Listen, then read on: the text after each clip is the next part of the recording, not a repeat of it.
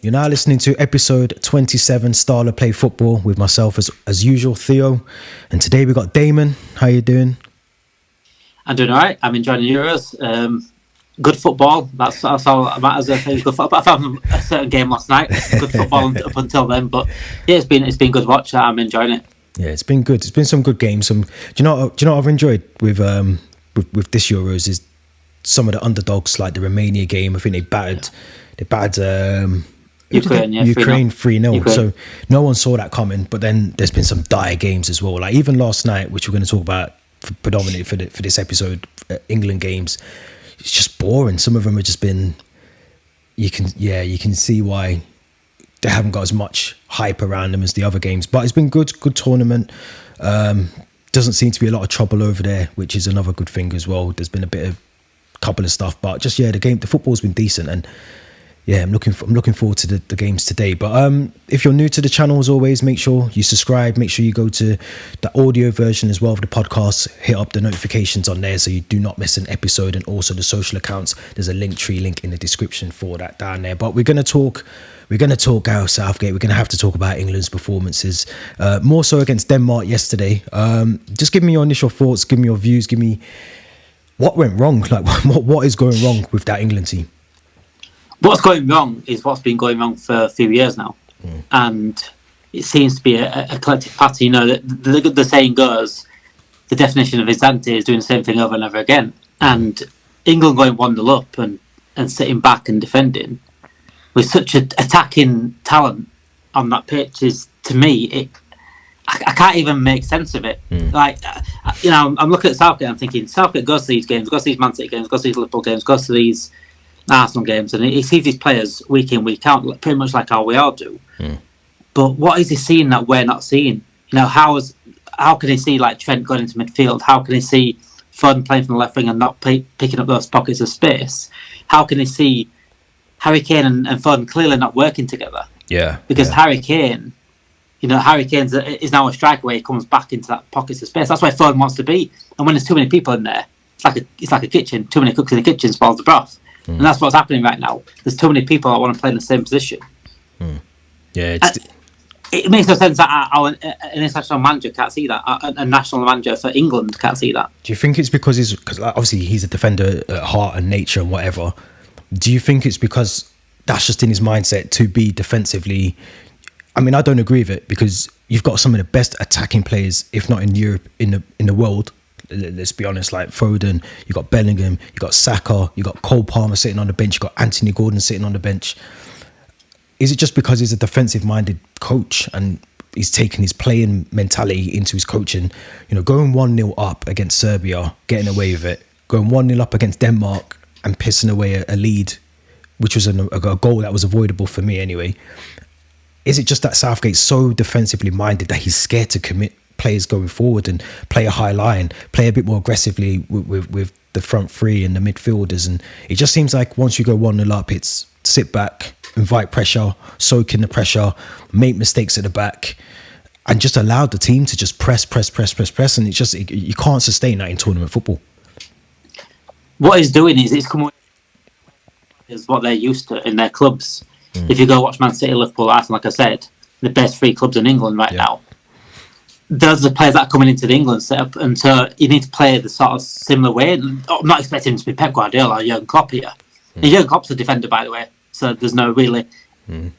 It's might probably get out for him if he were to say that. Jurgen Klopp was a centre back, but if he looks at those three, the best teams in England, and says, look, most of our players are from there, so we need to play pretty similar to that, and that's what they're not doing. Like I said, it's going into a defensive mindset, and it's really, really negative. And these players don't play negative football. Yeah, and it's hurting. It's hurting the team madly, and it's hurting the players madly, because the players are now, he was terrible. He was terrible. You know, Trent's getting a lot of hate right now, and I'm a Liverpool fan myself. And it's undeserved though. It's undeserved hate or criticism, I should say, because I don't think, like, to experiment with Trent in the midfield in a Euro tournament when you've had multiple opportunities to do that before the tournament, there's an honest question, isn't there? Really, either you drop Carl Walker for Trent to put him back at right back, or you just can't fit Trent into the team, which for me would be crazy because I think you've got to get him in. You've got to get him in. So you've got to make a choice. For me, Carl Walker is a good defender based on the fact he's got the pace to do what he needs to do going forward, and his recovery runs are really well. But in terms of defensively, is he any better than Trent? Probably not. So it's not a massive gap between them. No. But in terms, yeah, exactly. So when you think about going forward, who's going to deliver that ball into the box better? You got to see it yesterday actually with Carl Walker. The ball, he nearly fucked up the cross. Like he held onto the ball, delayed the pass to, I think it was to Harry Kane, and it was just by chance it takes a little ricochet off one of the defenders, and then Harry Kane's feet. But Trent would have got that ball first time. He would have gone straight into the box, and it wouldn't have been an issue. So for me, Trent has to be in that team. You have to drop Carl Walker to get the best out of Trent, and the midfield experiment hasn't worked. So he's got to do something. I've got to say that I'm glad that England are testing that experiment and not us before we start the season. But I think it would work with Liverpool though, because I think you've got the midfield to do it. I think the way that you play is completely different. Is it his natural position? 100% not. You want to see him at right back, but he can slot into that midfield. He's done it. He done it the back end of last season under Klopp, so it's possible. But when you're limiting him to what he can do in that midfield, and you've got Harry Kane dropping into midfield, there's nothing for him to. What's he passing on to? What's he doing in that midfield? He's going to do nothing. So I think it works for Liverpool, and I get your point by taking the bits of things from Pep from what Klopp's done at Liverpool, what Arteta's doing at Arsenal, that high line, aggressive football, getting the ball forward and pressing as a unit. But it's just disjointed. And I look at the fact that, and I like Jared Bowen, I love it. I think he's a good player. But bringing him on, and you've got someone like Cole Palmer for me who could come in. Yeah. Foden, left side of that attack, drifting into midfield, into the 10 role. It just didn't help. It just causes more problems than it's worth. And you've got Anthony Gordon on the bench. Honestly. Do you think Gareth has the guts to do these sort of decisions and make these sort of decisions? Like drop Walker and put Trent at right back, drop Kane. I think he's got to. I think. This is probably his last. Is going to be his last tournament, isn't it? I think he probably knows that. The way he was talking after the game as well, coming out with excuses about Calvin Phillips isn't in the squad, and fucking hell, you had him in the World Cup 2 years ago. You didn't start him, so you got Adam Wharton on the bench. You got Kobe Mainoo on the bench. Two players that can slot into midfield, take the pressure off Trent in that midfield. Put Trent at right back. Swap Foden out. Put Anthony Gordon there, especially for the game.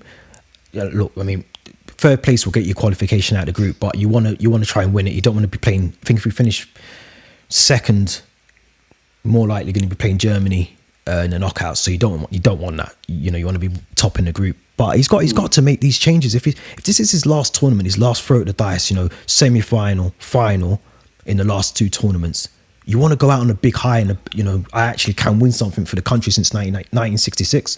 So he's got to be bold. And he's been bold with his selection. You think about this, the Harry Maguire's not being in the squad and whatever. He's been bold doing all that. Just carry on that, maintain that. Take Harry Kane off if he's not playing well. What do you think? It could be an ego thing. It could be an ego thing. What, with the players or with Southgate?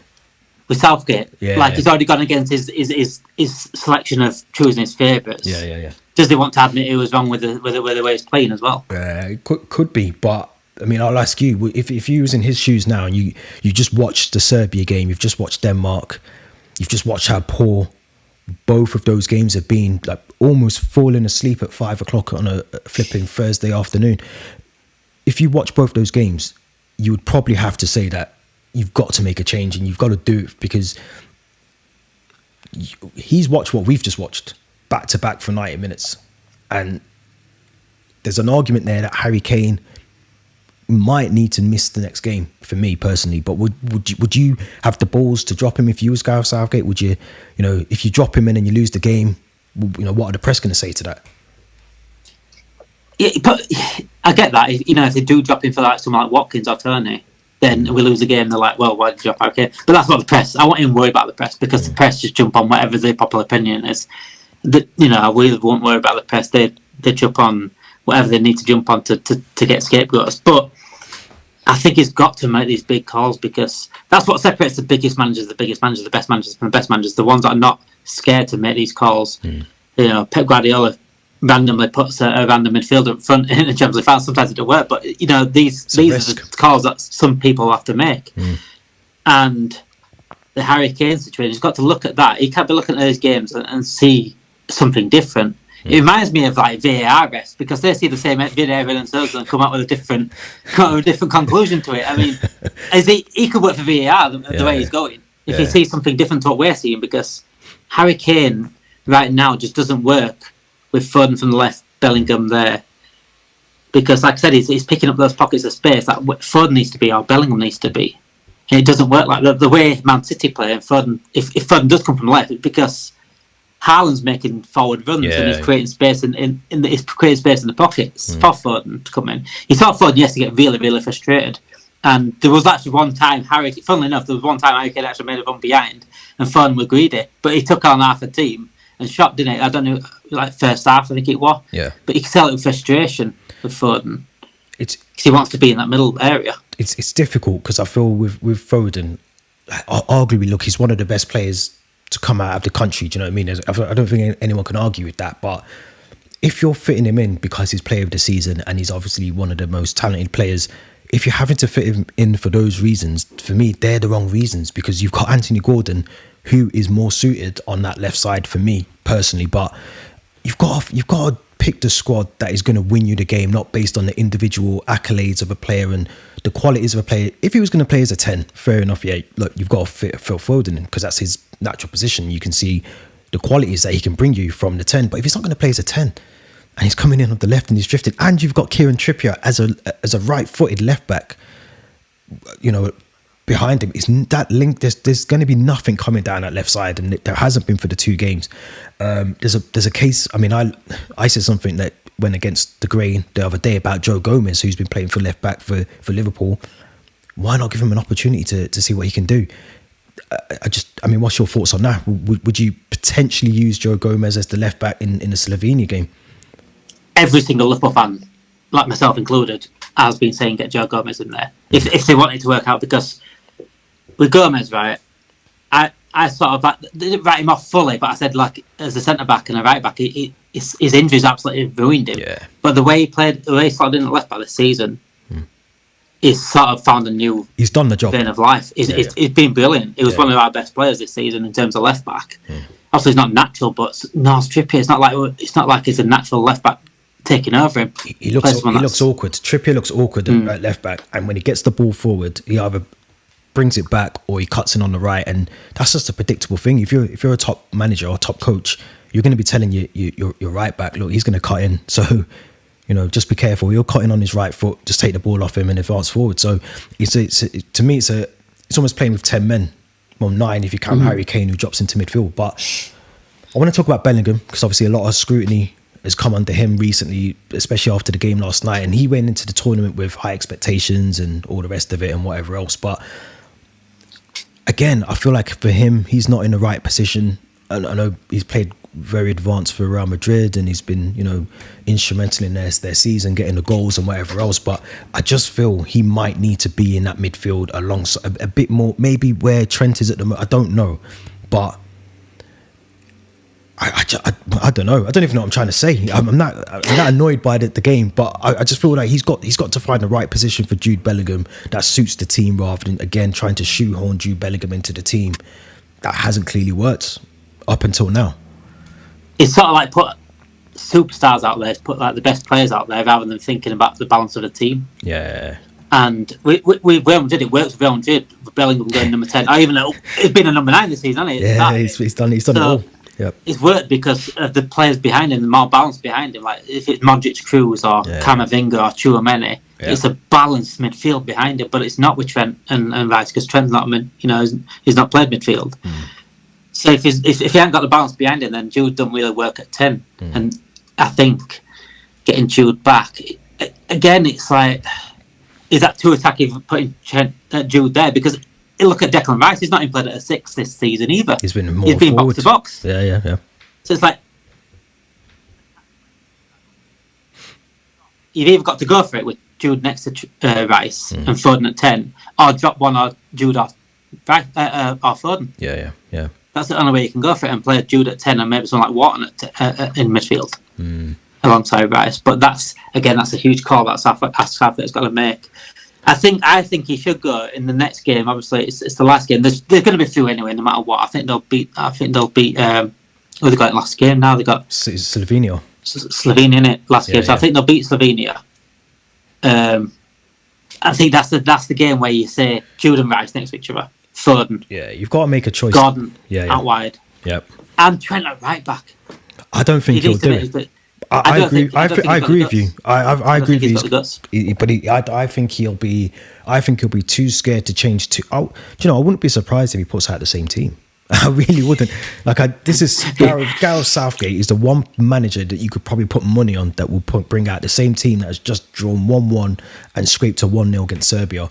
But he's got to make a choice at that right back. To be fair, Kyle Walker, he didn't even look fully fit. And I know the pitch was a mess. It looked like Royal Ascot, but it wasn't a good pitch. But he didn't look fully fit after I think it was like an ankle injury or sort of a leg injury he got as well. So I'd probably rest him anyway. I mean, if he's going to be your right back going throughout the tournament, throughout the knockout stages, you probably want to give some of these players a bit of a rest anyway. And I think it'd be a shame for Trent not to be given an opportunity to play at right back as well, because we know his quality is there as well. We know that, again, the whole thing, you know this already about he's not very good defensively, but we know that. And I think if we play the right football, we're not expecting him to do as much defending as he needs to do anyway, because the way that the team should be set up is that the pressure should be there from this squad to be able to push forward, dominate possession. So we shouldn't have to do much defensive work in the game when you're an England player, really, should you? Because you should be able to dominate possession, hold on to the ball, high line, pressure the other team, and play that way. And if that's the case, you're very rarely going to be doing much defending unless you come up against like Mbappe or a Musiala, Leao, someone who's going to be a bit more tricky. But against Denmark, Serbia, Slovenia, he's got to be the opportunity. I think it's that's what's put Southgate off and a lot of rival fans, because they don't watch Trent like us Liverpool fans do every single week. Is the fact that we come up against like an Mbappe or a Leao, for example, not realising this guy's come up against these sort of players before. He's giving 3 Champions League finals at right back. He's won every single trophy at right back. He's been in the player season 3 times from right back. So it's not like he's completely new to this. He's new to midfield. Yeah. So there's only really one person that's properly done him where he's not really got ahead of him, and that's Vinicius Junior. But that was also one Champions League final. That's an anomaly. I mean, Vinicius. But he's going to do that against most right backs. He could do it against if Kyle Walker. If Kyle Walker didn't have the pace, he'd get done most games. Oh yeah, this is what I mean. This is literally the only thing, the quality that Kyle Walker's got. Yeah, he can defend, but the reason he defends so well is the recovery from him is second to none. He's probably one of the fastest Premier League players that we've got at the moment. So he can cover up cracks with the pace. You can do that easily. Trent is a very good defender, but he gets caught out because he hasn't got the pace and whatever else. But I still think going forward, like I said, if you're playing in the way that we should be playing, getting forward should be more about Trent doing that rather than his defending duties anyway. But let's move on to Mark Guehi very quickly, who I thought. Well, let me get your views first. What do you think about Mark Guehi and how he's played and over the 2 games in the partnership with John Stones? It's probably been a shining light that England didn't expect, if I'm honest. Mark Guehi, he literally was the best player on the pitch by far yesterday. Yeah. Even when he made a mistake, he got back and that tackle was unbelievable. Yeah. It reminds me of a proper old school English defender where they just get involved, get stuck in. Yeah. And he's not far from modern. Like he did get stuck in like an old school player, but he does know how to control the ball, play a forward pass, and he's not that far away from modern. He's not as John Stones, for example, who's unbelievable on the ball. Yeah. But he is the kind of player that England do need when it comes to tournament football, because it's those last ditch tackles, those last minute blocks that will win you games as much as a goal would. Yeah, yeah. And Matt Gay, he's absolutely perfect for that. I think he's much better than Maguire. In terms of, I know Maguire plays well at England, but I think he's much more comfortable than Maguire. It's a less erratic centre back, isn't it? When you've got Harry Maguire, you're a bit more on edge, unpredictability, and all the rest of it. But I think with Mark Guehi as well, I think he's come in. he's kind of just done what he's got to get done, and he's not really, he's gone under the radar a little bit. I think, especially before the tournament, there wasn't much talk about him, and there was expectation he was going to get in the squad anyway, based on the fact that Harry Maguire was in it. But he's come in, he's built up a good relationship with John Stones, who again experienced at the top level, and it's good to see, because I think Pickford's a big thing of that as well. I think he's key, because I think you could tell that Pickford is quite vocal in terms of trying to control the defence, understand it. And one thing about Mark Guehi, which I've seen a lot for Palace as well, his reading of the game's really good, so he knows sort of where to be before that phase of plays happened. And like you said, the only one time I think he slipped up yesterday, the recovery was brilliant. It was last ditch tackle that sort of saved what could have been a goal. But again, I just think it's great we've got one player that's standing out and doing all right, but he shouldn't be a defender for me. You shouldn't be Mark Guehi that stands out. No. From that. I think that sums it up. Yeah, that sums it up. That shouldn't be the one player we should be going, oh, congratulations, you played well. We've got Foden in there, we've got Bellingham, and all the others we've spoken about. But let's just, before we wrap up, let's talk about Slovenia, because it's obviously, it's not a nothing game. It's a game still need to win, still need to top the group and do what we can. But what would be your lineup, start to end, goalkeeper to attack? I would put Gomez and Trent at left back and right back. And it might sound like biased from a Liverpool fan, but I'm the least biased Liverpool fan around here. Least biased Liverpool fan, I'm just going on terms of actual talent and what I see. And to get the best out of Trent, from right back, he needs a pitch in front of him. You put him at right back with that pitch in front of him, with someone like Gordon on the wing, for example, and Saka on the wing. His link up with Saka, by the way, has been something to be looked at. And if you put him at right back, his link will be even more so with Saka. Definitely Gomez and Trent at right back. Same defence as per Pickford in there. Nothing changed there. And this is the one, in it. It's the midfield. Like, do you go Trent? Do you go Jude and Rice, and with Foden at 10? Because that is very, very attacking. Especially that Rice is not a proper 6 anymore. Like, he's a box to box player. Or do you go Wharton? You know what? I wouldn't be.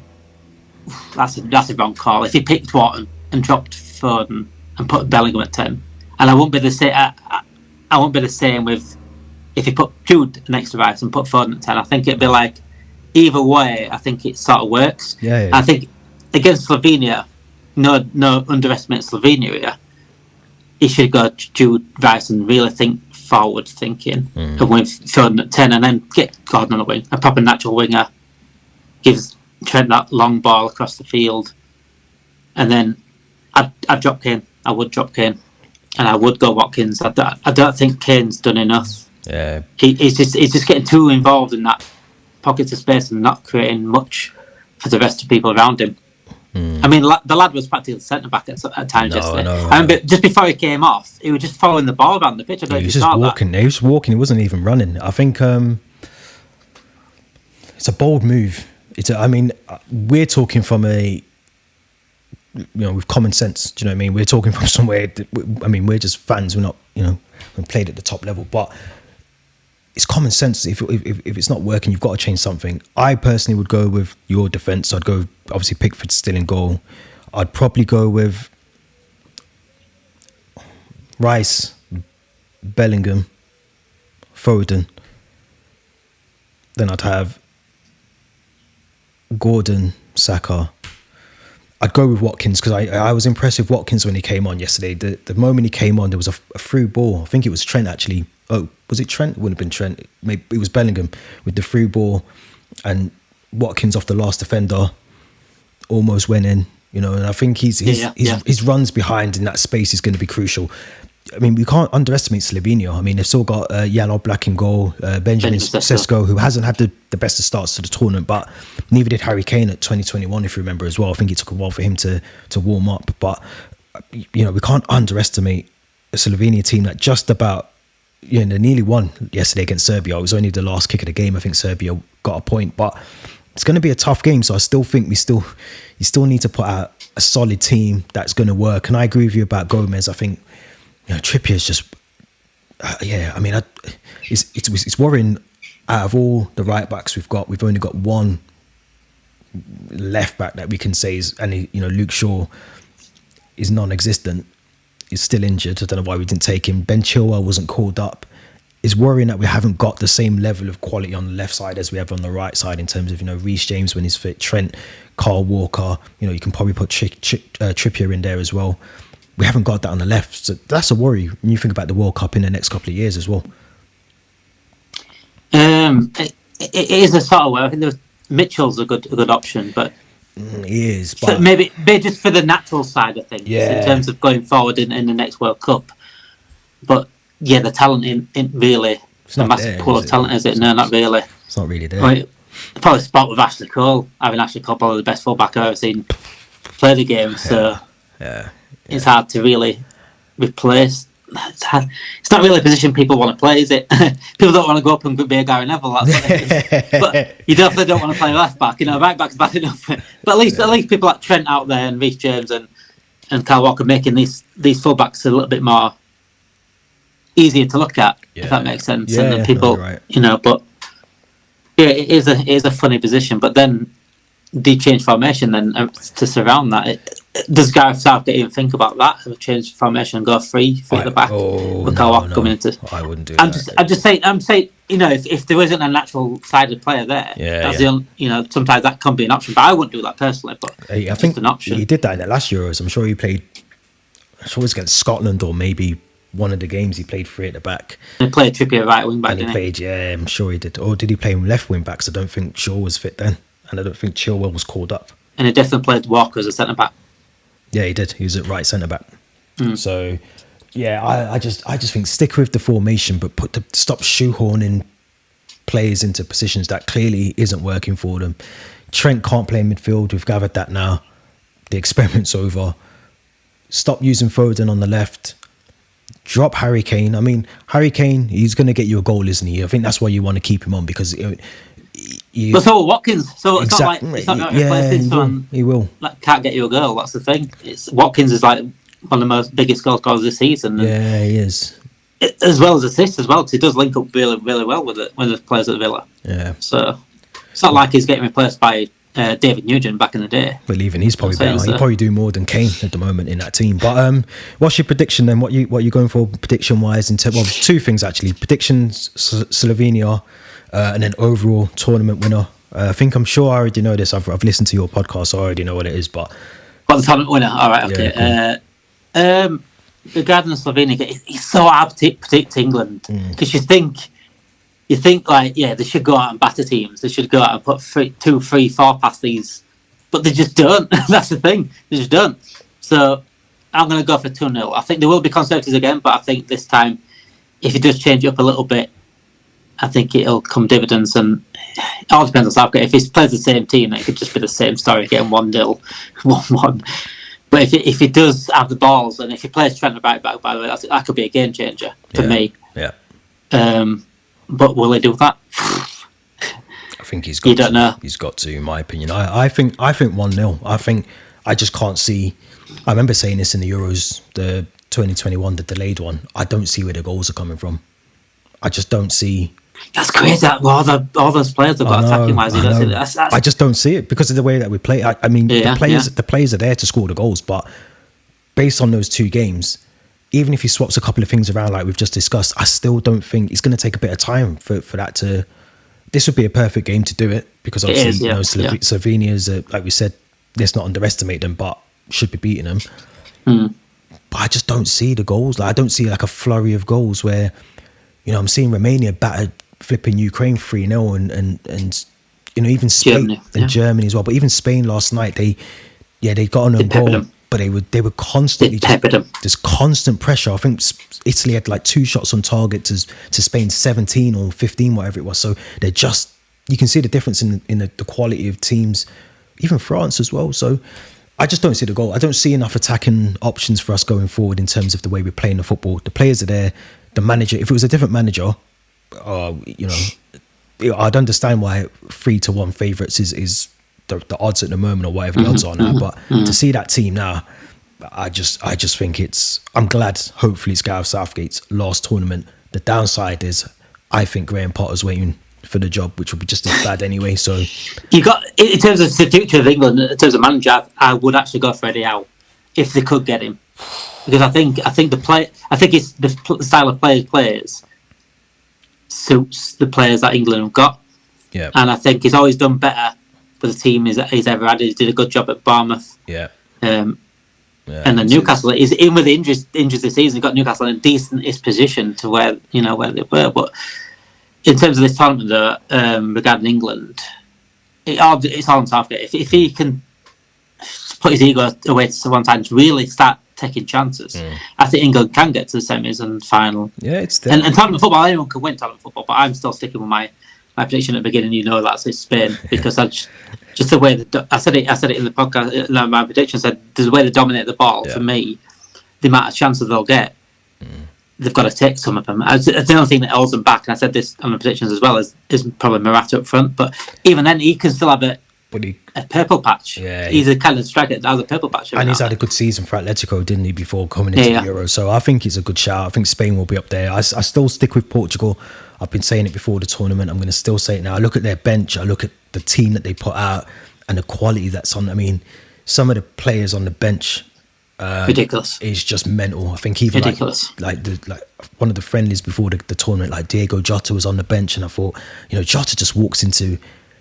He's one of those players that you just would want to start in your team, but the fact he's not starting tells you the quality that's also in the team, just like for like quality on the bench. So I think Portugal, for me, are the team that are the dark horses, because they were good odds there. I got them at 9-1, so good odds there for them. But we'll have to. Spain and Portugal were quite good odds. Yeah, they were. I think Spain were about a similar price, actually. Yeah, they were. Portugal, but that's because everyone was walking into the tournament for thinking Spain, England's France, going to smash teams 7-0, and we can't even get a 1-1 against a 1-0 against Denmark. So yeah, we'll have to see. But Damon, give us a shout out to your channels. Where are they? Where can we find them?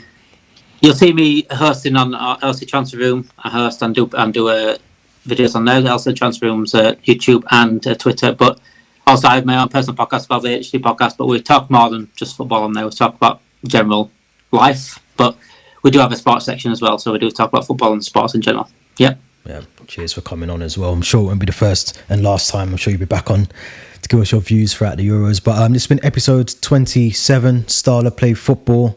Thank you very much for watching. Don't forget to subscribe, like the video, leave your comments as well about what we've discussed on this episode. And if you're on the audio version, make sure you hit the notification bell so you don't miss an episode. We'll be back very soon for another bite size of the Euro 2024 tournament. Until then, enjoy the weekend and we'll be back soon. Thank you very much.